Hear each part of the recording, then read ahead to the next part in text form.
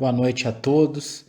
Estamos mais uma vez aqui reunidos, hoje encerrando esse tema que nós já estamos refletindo há algumas semanas em suas diversas nuances. Hoje nós vamos trabalhar a fraternidade na casa espírita. É muito bom mais uma vez estar com todos vocês, queridos amigos, queridos irmãos. E nós convidamos todos agora para elevarem-se, se conectando às esferas maiores, para que juntos possamos fazer a nossa oração.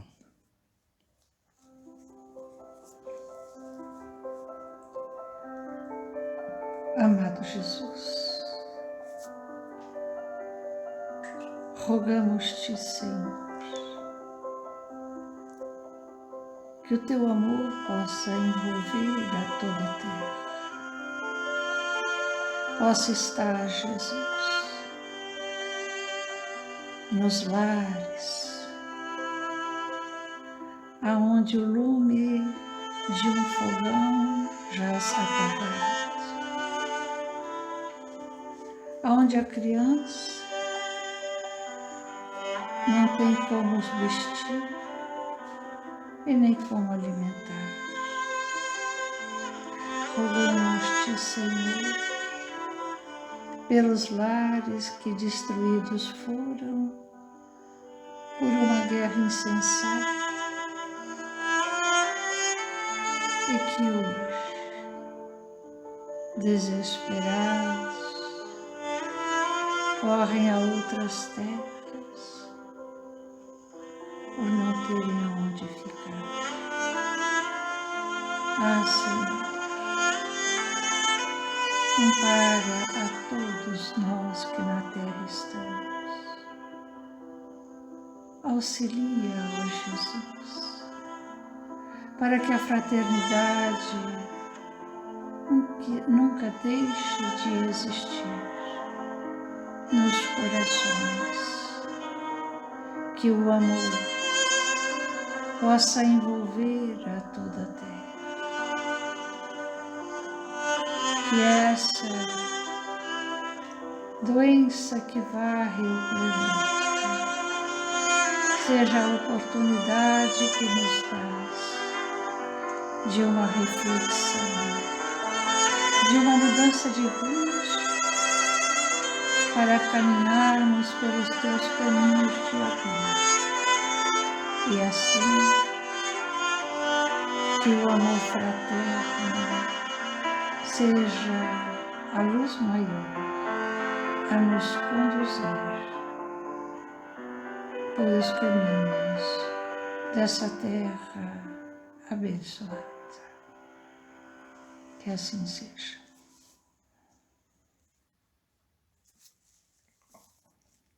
Boa noite a todos. A leitura de hoje será sobre o livro Fonte Viva do Espírito Emmanuel. Iremos trabalhar no capítulo 15, Fraternidade. Nisto, todos conhecerão que sois meus discípulos, se vós amardes uns aos outros. Jesus.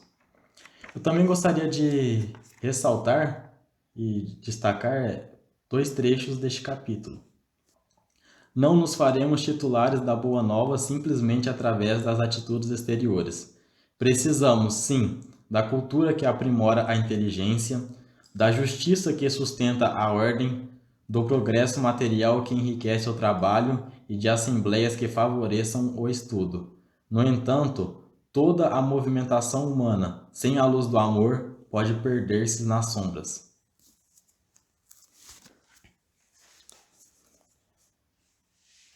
Passando especificamente esse trecho de Emmanuel para a fraternidade na casa espírita, que é o tema que nós nos propomos a conversar, nós gostaríamos de começar essa conversa com uma pequena alegoria.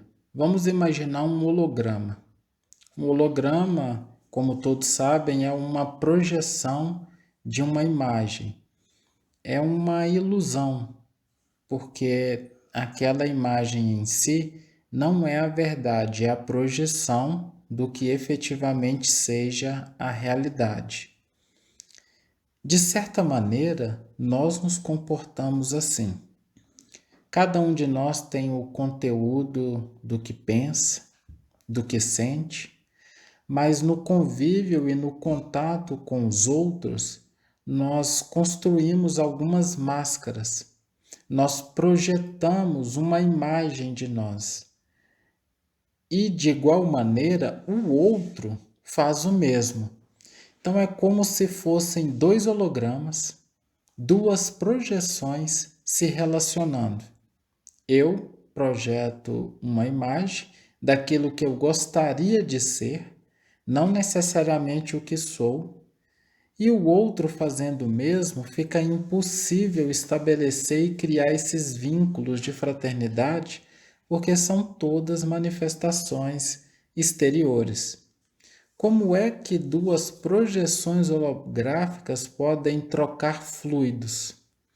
Como é que duas projeções holográficas podem construir convivências e relacionamentos?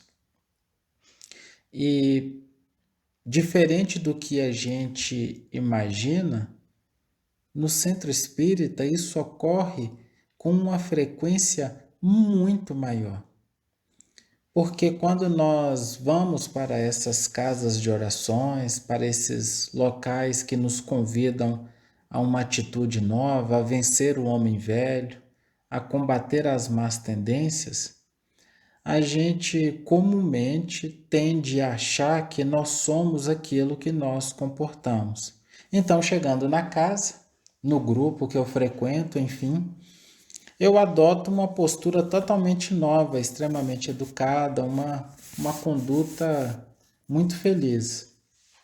E eu passo a acreditar que eu sou aquilo, mas será que sou? Quem eu realmente sou? É fundamental que nós façamos essa reflexão para que a gente não se torne espécie de autômatos, de robôs, que vão agindo sem consciência daquilo que pensa e daquilo que sente. Essas projeções holográficas, elas são extremamente comuns nas casas espíritas, nas mínimas situações. Quantas vezes muitos de nós não chegamos nas casas e, apesar de estarmos com o coração acelerado, ansiosos, apesar de estarmos irritados, nós buscamos rir e buscamos abraçar a todos como se estivéssemos plenos. E aí a gente aprofunda um pouco mais nisso. Quer dizer que nós vamos deixar de agir com educação? Em hipótese nenhuma. Mas é necessário que eu tenha conhecimento daquilo que eu sinto e daquilo que eu penso. Deve ser uma escolha consciente, no qual, ao chegar nesse ambiente, comigo mesmo eu deixo as coisas bem claras. Hoje eu estou me sentindo bastante ansioso, eu estou com raiva, eu estou irritado, mas eu farei um esforço para ser agradável. É necessário que esse movimento ele seja consciente. E aí eu pergunto: as nossas atitudes no bem, elas têm sido conscientes ou tem sido um movimento íntimo de construção de uma máscara, de maneira que eu consiga esconder aquilo que realmente sou? É muito comum a gente sentir aquilo que a gente não queria sentir e a gente pensar em coisas que a gente não gostaria de pensar. Isso acontece com todos nós, mas é necessário que nós tenhamos essa coragem de perceber e aceitar essas questões para que nós não incorramos em hipocrisia, que é quando aquilo que eu faço é diferente daquilo que sinto e que penso. E mais do que isso, eu até tenho conhecimento daquilo que sinto e penso, mas eu acredito profundamente que eu sou aquilo que faço. Nós não somos o que nós fazemos somente. Nós somos esse conjunto de pensamento, sentimento e atitudes. E a coerência só se estabelece no alinhamento desses três. Por que nós estamos falando isso? Porque enquanto nós não conseguimos estabelecer essa coerência, é praticamente impossível estabelecer uma fraternidade, porque os nossos contatos serão sempre holográficos. Serão sempre contatos no qual uma projeção de nós se relaciona com a projeção do outro. E aí também podemos nos perguntar: existe algum sentimento que sustenta essas projeções, essas atitudes distintas daquilo que a gente pensa e daquilo que a gente sente? Sim, o interesse próprio.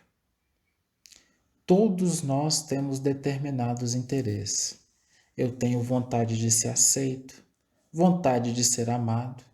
E nós temos ainda alguns interesses, e o maior deles que nós temos é o reflexo da minha importância pessoal.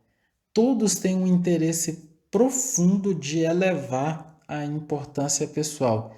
E é isso que nos sequestra e nós ficamos estacionados na materialidade. Eu passo a dar mais importância ao materialismo do que ao espiritual. De que maneira? Se eu estou preocupado com aquilo que os outros vão achar de mim, se eu estou preocupado com a opinião dos outros, de maneira que, se eu me apresentar como sou, se eu colocar das minhas ansiedades, das minhas angústias, os outros não vão me tratar tão bem, para mim é mais importante ter o reconhecimento dos homens do que de Deus. Porque Jesus já nos colocou que a grande beleza da vida é essa nossa capacidade de vencer o orgulho e se apresentar tal qual como se é, com a clareza de pensamento e sentimento, conversando com os irmãos, solicitando ajuda e refletindo profundamente naquilo que se é. Nós conversamos sobre o julgamento, nós conversamos sobre o perdão, e essa vivência na casa espírita é a somatória de tudo isso, porque se nós conseguirmos vencer todos estes elementos do julgamento, das críticas, se nós conseguirmos trabalhar tudo que nós estamos conversando durante essas semanas, todas as pessoas ao redor vão se sentir seguras para serem o que querem ser, o que realmente são. Porque saberão que, independente daquilo que elas coloquem, elas vão receber amor. Então é fundamental que todos nós nos perguntemos sempre: eu estou preocupado em agradar a quem? A lei divina ou aos homens?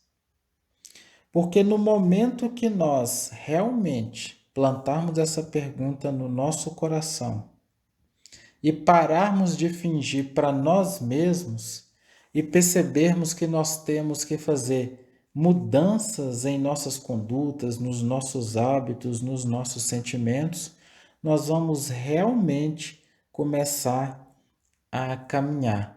Não assumir para nós a nossa realidade é uma proteção que nós tentamos fazer, mas que essa proteção causa grandes desarranjos energéticos na minha malha perispiritual.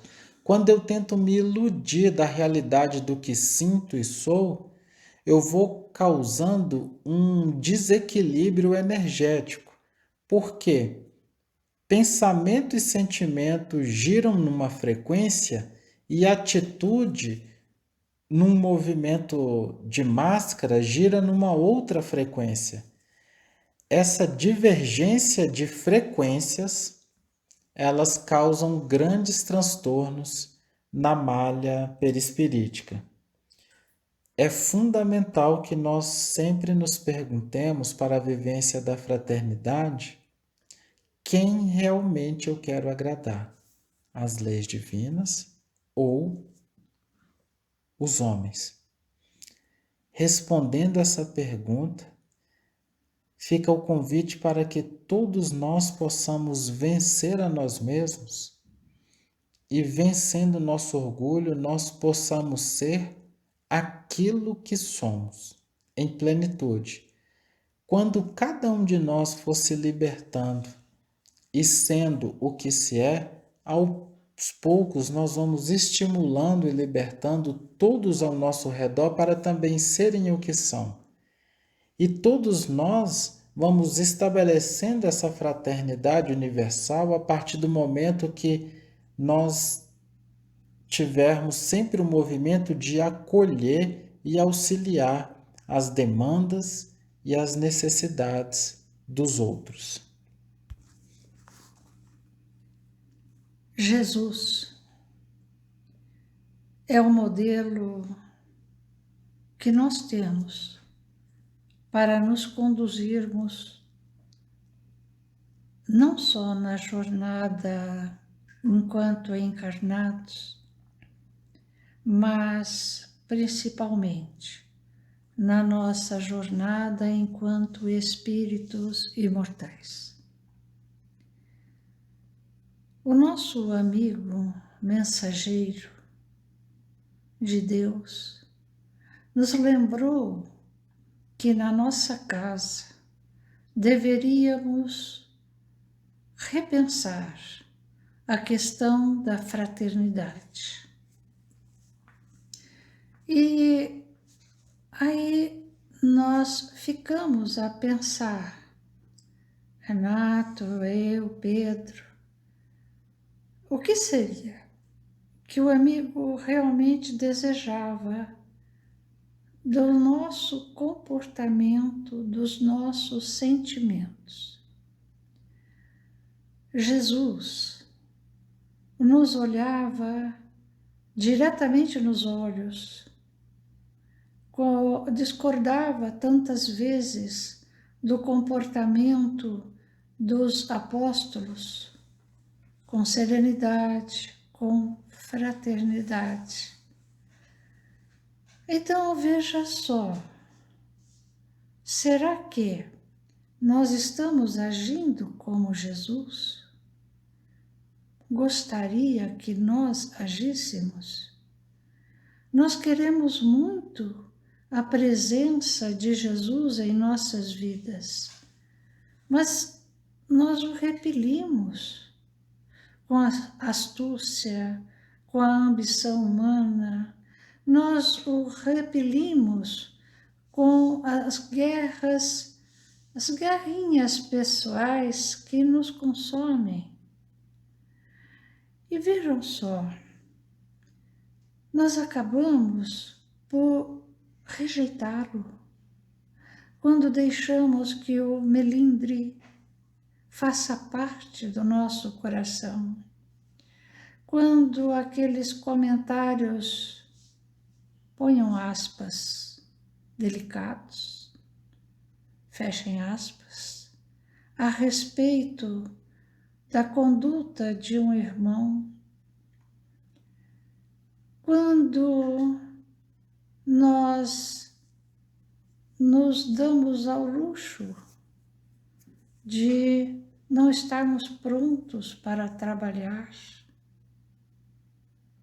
A nossa casa trabalha de domingo a domingo. Será que estamos presentes todos os dias? Será que não alegamos cansaço, a chuva, o calor? Então, onde estão as nossas demonstrações de fé, de confiança? Porque a nossa casa não é nossa, A nossa casa é de Jesus. E Ele se encontra presente. As suas vibrações envolvem a esta nossa casa.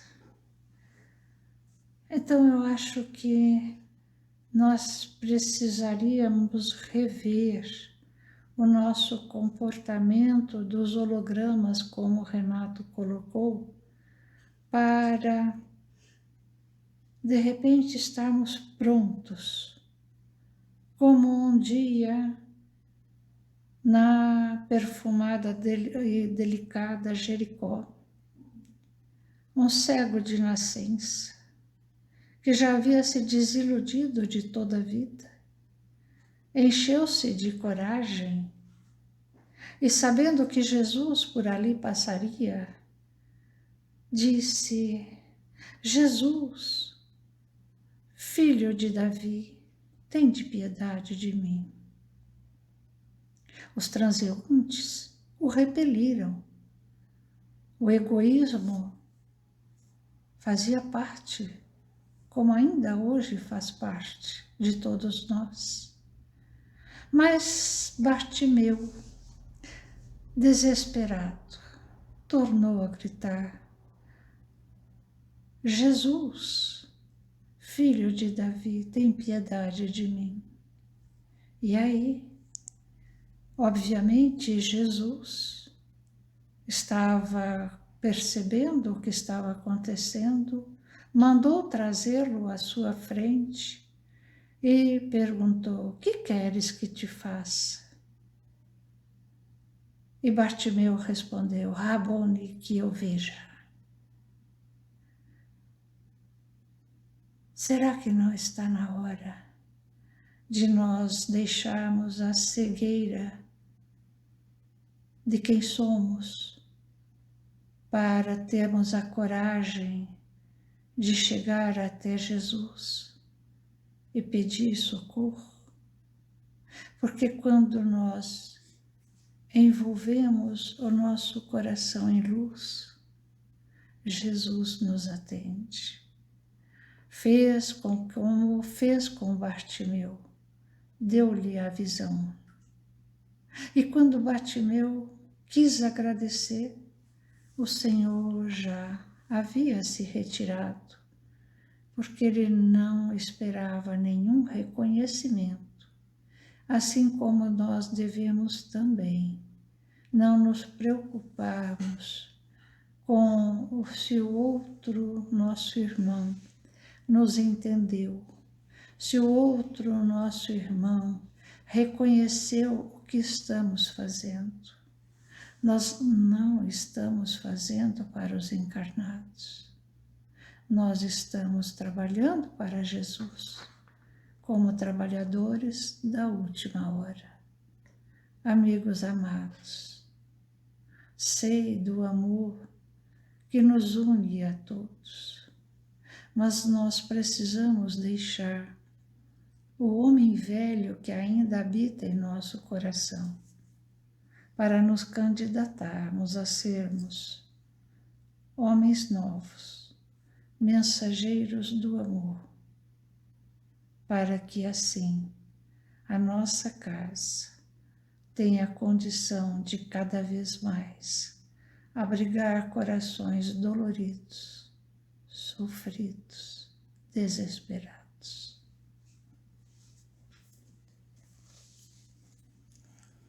O espírito é produto dos sentimentos, e os sentimentos nascem dos relacionamentos. Todos nós estamos aqui e todos nós nascemos para ser felizes. E nós só seremos felizes quando nós sanitizarmos todos os nossos sentimentos e estruturarmos sentimentos de paz. Mas todos os sentimentos se constroem, se modificam, se iluminam por meio dos relacionamentos.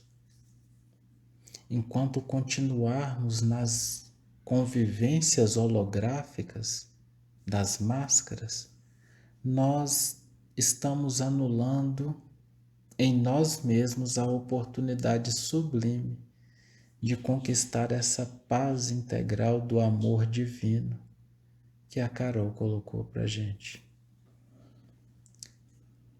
É o momento de deixarmos cair as nossas máscaras e olharmos uns aos outros como realmente somos, recebendo a todos com amor, com respeito, livre de julgamentos e com coração pleno de afeto e de compreensão por entender aquilo que o outro é. É o momento de estruturarmos novos laços, sanitizarmos os nossos pensamentos e construir essa felicidade em nossos corações. Assim, nós gostaríamos de encerrar esse bate-papo, essa reflexão, essa conversa que a gente vem tendo sobre a fraternidade com uma mensagem de Jesus. Após a sua partida, os 11 discípulos se reuniram, rezaram, eles estavam inseguros. E num dado momento, Jesus se apresentou a eles e deu a eles o caminho da vivência plena da fraternidade. O que seria a construção desse amor? Esse texto está no livro Jesus Voltando, no capítulo intitulado Jesus e os 11. Após a oração deles, o mestre apareceu e compartilhou da sua paz com todos eles e colocou: qual o verdadeiro caminho para a estruturação dessa fraternidade e desse amor pleno? Queridos discípulos, não deixar de praticar permanentemente atos de benevolência.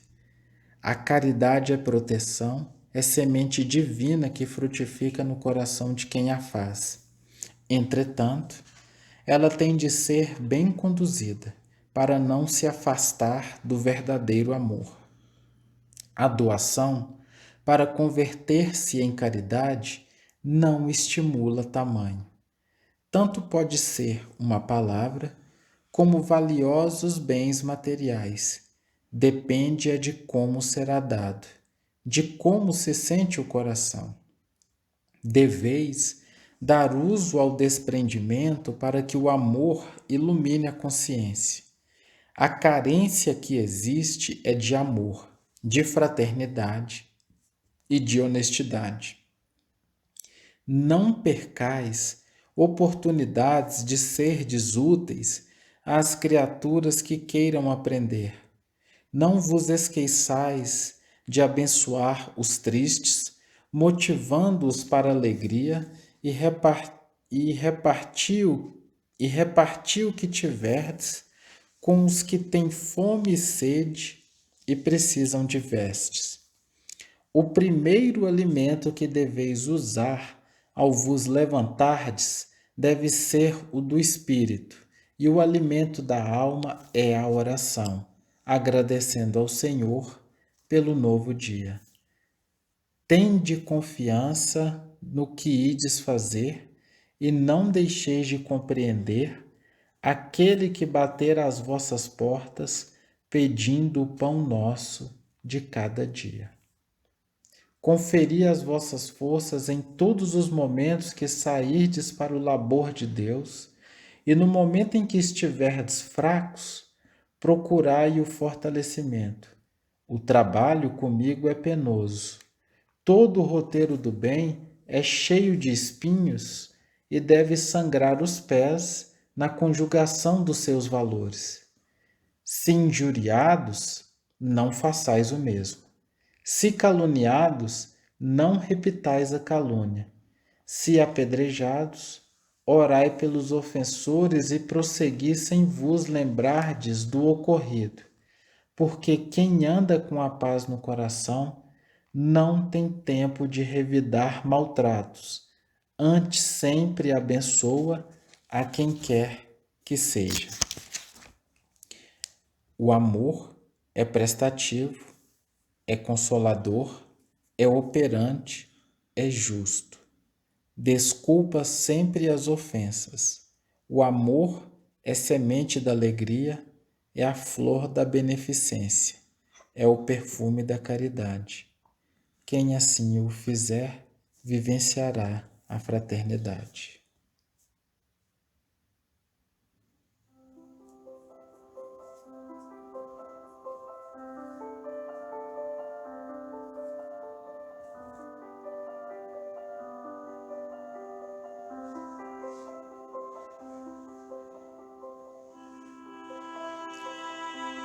Jesus querido,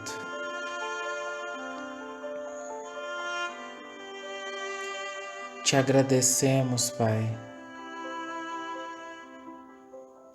por essa oportunidade bendita de conhecer o teu Evangelho sob a luz bendita dessa doutrina espírita. Pai querido,